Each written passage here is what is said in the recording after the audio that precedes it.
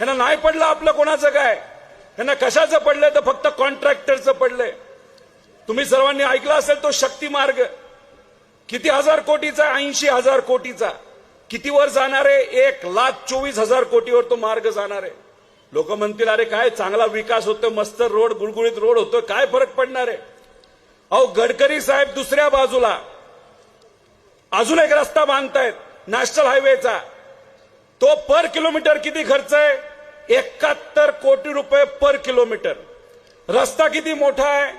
8 लेन रस्ता आहे, 8 लेन, मोठाच्या मोठा, प्रति किलोमीटर 70 कोटी।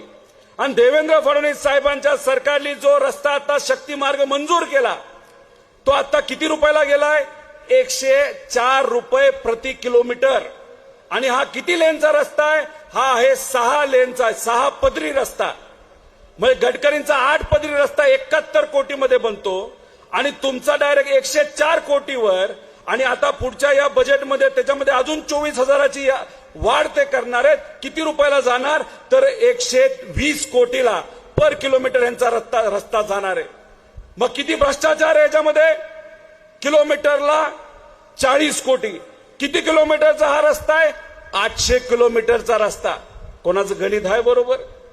32,000 कोटीपेक्षा जास्त भ्रष्टाचार या एका शक्ती मार्गाच्या माध्यमातून ह्यांचा होणार आहे।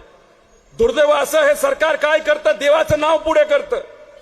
या देवाचं दर्शन होईल, त्या देवाचं दर्शन होईल।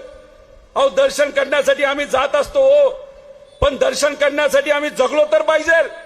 आणि मग त्या रस्ता त्या देवीच्या नावाने तुम्ही काढता आणि त्याच्यामध्ये तुमची घरं तुम्ही भरत असताल, त्याच्यामध्ये तुम्ही मलिदा खात असताल, तर आमचे शेतकरी काय शांत बसणार नाही।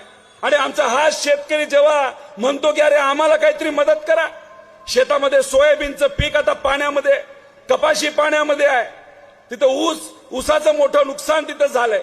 मग अशा प्रमाणात आमचा शेतकरी जर अडचणीत असेल, मजूर अडचणीत असेल, तेव्हा लोक त्यांना जेव्हा विचारतात अहो मदत करणार का, तर हे सरकार म्हणतं की तिजोरीमध्ये पैसा नाही।